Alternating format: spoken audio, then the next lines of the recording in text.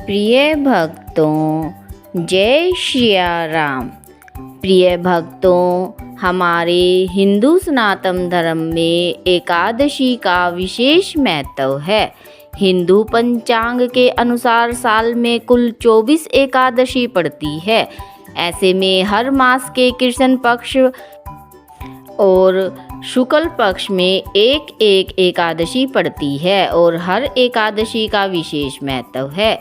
ऐसे ही फाल्गुन मास के शुक्ल पक्ष की एकादशी का नाम आमल की एकादशी कहा जाता है। इसे आंवला एकादशी भी कहते हैं। इस दिन भगवान विष्णु की विधिवत पूजा करने के साथ व्रत के विधान हैं। इसके अलावा इस दिन आंवले के पेड़ की पूजा करना विशेष माना जाता है। इस प्रकार एकादशी तिथि 2 दिन होने पर पद्म पुराण के अनुसार आमल की एकादशी का व्रत रखने से सैकड़ों तीर्थ करने के बराबर पुण्य की प्राप्ति होती है। इसके साथ ही कई यज्ञों के करने के बराबर फल की प्राप्ति होती है। मान्यता है कि इस दिन भगवान विष्णु की पूजा करने से मोक्ष की प्राप्ति होती है। इसके कारण असमंजस की इस बार 2 एकादशी है। इसके कारण असमंजस की स्थिति है कि आखिर किस दिन आमल की एकादशी का व्रत रखा जाए। तो आइए जान लेते हैं एकादशी साल 2024 में मार्च के महीने में कब है। इस साल यह तिथि 2 दिन पड़ रही है। एकादशी तिथि की शुरुआत 20 मार्च 2024 के दिन बुधवार की रात 12:21 से होगी और इसका समापन 21 मार्च की सुबह 2:22 पर होगा। ऐसे में उदया तिथि के मुताबिक इस साल यह व्रत 20 मार्च 2024 को रखा जाएगा। प्रिय भक्तों, आइए अब हम सब मिलकर एकादशी व्रत की कथा सुनते हैं। लेकिन कथा सुनने से पहले जो नए श्रोतागण हैं वे हमारे चैनल भक्ति में शक्ति को सब्सक्राइब अवश्य कर ले और पुराने श्रोतागण हमारे वीडियो को लाइक, शेयर व सब्सक्राइब अवश्य करें। तो चलिए अब हम कथा सुनते हैं। मंधाता बोले कि हे वशिष्ठ जी, यदि आप मुझ पर कृपा करें तो किसी ऐसे व्रत की कथा कहिए जिससे मेरा कल्याण हो। महर्षि वशिष्ठ बोले कि हे राजन, सब व्रतों से उत्तम और अंत में मोक्ष देने वाले आमल की एकादशी के व्रत का मैं वर्णन करता हूँ। यह एकादशी फाल्गुन माह के शुक्ल पक्ष में होती है। इस व्रत के करने से समस्त पाप नष्ट हो जाते हैं। इस व्रत का फल 1000 गौदान के फल के बराबर होता है। अब मैं आपसे एक पौराणिक कथा कहता हूँ, आप ध्यान पूर्वक सुनिए। एक वैदिश नाम का नगर था जिसमें ब्राह्मण, क्षत्रिय, वैश्य, शूद्र चारों वर्ण आनंद सहित रहते थे। उस नगर में सदैव वेद ध्वनि गूंजा करती थी तथा पापी, दुराचारी तथा नास्तिक उस नगर में कोई भी नहीं था। उस नगर में चैत्रथ नाम का चंद्रवंशी राजा राज्य करता था। वह अत्यंत विद्वान तथा धर्मी था।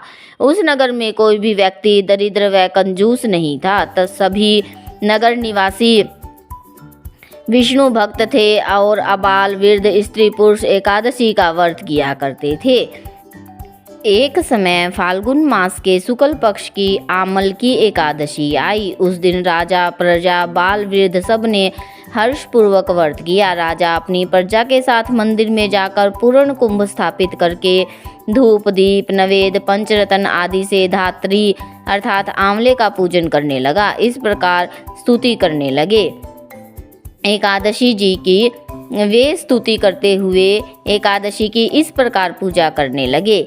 हे धात्री, तुम ब्रह्मा स्वरूप हो। तुम ब्रह्मा जी द्वारा उत्पन्न हुए हो और समस्त पापों का नाश करने वाले हो। तुमको नमस्कार है। अब तुम मेरा अर्घ्य स्वीकार करो। तुम श्री रामचंद्र जी द्वारा सम्मानित हो। मैं आपकी प्रार्थना करता हूँ, अतः आप मेरे समस्त पापों का नाश करो। उस मंदिर में सबने रात्रि को जागरण किया। रात में रात के समय वहाँ एक बहेलिया आया जो अत्यंत पापी और दुराचारी था। वह अपने कुटुंब का पालन जीव हत्या करके किया करता था।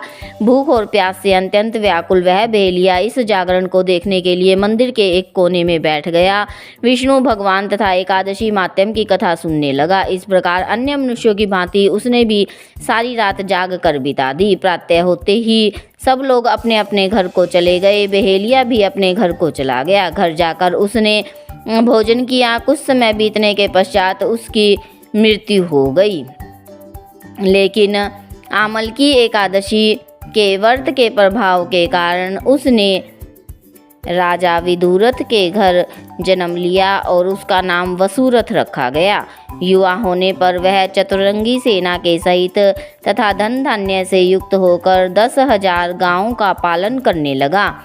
वह तेज में सूर्य के समान, कांति में चंद्रमा के समान, वीरता में भगवान विष्णु के समान और क्षमा में पृथ्वी के समान था। वह अत्यंत धार्मिक, सत्यवादी, कर्मवीर और विष्णु भक्त था। वह प्रजा का समान भाव से पालन करता था। दान देना उसका नित्य का कर्तव्य था। एक दिन राजा शिकार खेलने के लिए गया। देव योग से वह मार्ग भूल गया और दिशा ज्ञान न रहने के कारण उसी वन में एक वृक्ष के नीचे सो गया। थोड़ी देर बाद पहाड़ी मलेच्छ वहां पर आए और राजा को अकेला देखकर राजा को मारो मारो शब्द करते हुए राजा की ओर दौड़े। मलेच्छ कहने लगे कि इसी दुष्ट राजा ने हमारे माता पिता, पुत्र पौत्र आदि अनेक संबंधियों को मारा है तथा देश से निकाल दिया है, अतः इसको अवश्य मारना चाहिए। ऐसा कहकर वे मलेच्छ उस राजा को मारने के लिए दौड़े और अनेक प्रकार के अस्त्र शस्त्र उसके ऊपर फेंके। वे सब अस्त्र शस्त्र राजा के शरीर पर गिरते ही नष्ट हो जाते और उसका वार पुष्प के समान प्रतीत होता। अब उन मलेच्छों के अस्त्र शस्त्र उल्टा उन्हीं पर प्रहार करने लगे, जिससे वे मूर्छित होकर गिरने लगे। उसी समय राजा के शरीर से एक दिव्य स्त्री उत्पन्न हुई। वह स्त्री अत्यंत सुंदर होते हुए भी उसकी भ्रुकुटी टेढ़ी थी। उसकी आंखों से लाल लाल अग्नि निकल रही थी, जिससे वह दूसरे काल के समान प्रतीत होती थी। वह स्त्री मलेच्छों को मारने दौड़ी और थोड़ी ही देर में उसने सब मलेच्छों को काल के गाल में पहुंचा दिया। जब राजा सोकर उठा तो उसने मलेच्छों को मरा हुआ देखकर कहा कि इन शत्रुओं को किसने मारा? इस वन में मेरा कौन हितैषी रहता है? ऐसा विचार कर ही रहा था कि आकाशवाणी हुई, हे राजा, इस संसार में विष्णु भगवान के अतिरिक्त कौन तेरी सहायता कर सकता है? इस आकाशवाणी को सुनकर राजा अपने राज्य में आ गया और सुखपूर्वक राज्य करने लगा। महर्षि वशिष्ठ जी बोले, हे राजन, यह आमल की एकादशी के व्रत का प्रभाव था। जो मनुष्य इस आमल की एकादशी का व्रत करते हैं वे प्रत्येक कार्य में सफल होते हैं और अंत में विष्णु लोक को जाते हैं। बोलो विष्णु भगवान की जय। सियावर रामचंद्र की जय।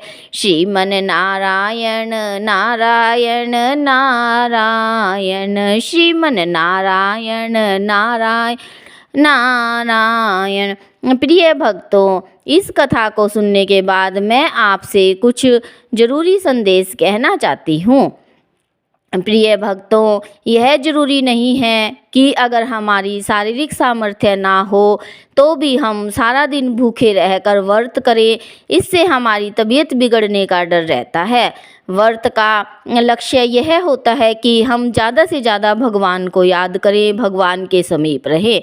अगर हमारी व्रत करने की शारीरिक सामर्थ्य नहीं है तो अगर हम सिर्फ कथा सुनते हैं या किसी भी तरह से भगवान का गुणगान करते हैं, नाम सुनते हैं, पढ़ते हैं, लिखते हैं, तो भी उसका हमें उतना ही पुण्य प्राप्त होता है। और अगर हम अच्छे काम करते हैं, किसी का दिल नहीं दुखाते हैं, तो ये भी एक तरह से व्रत करने के समान ही होता है। सियावर रामचंद्र की जय।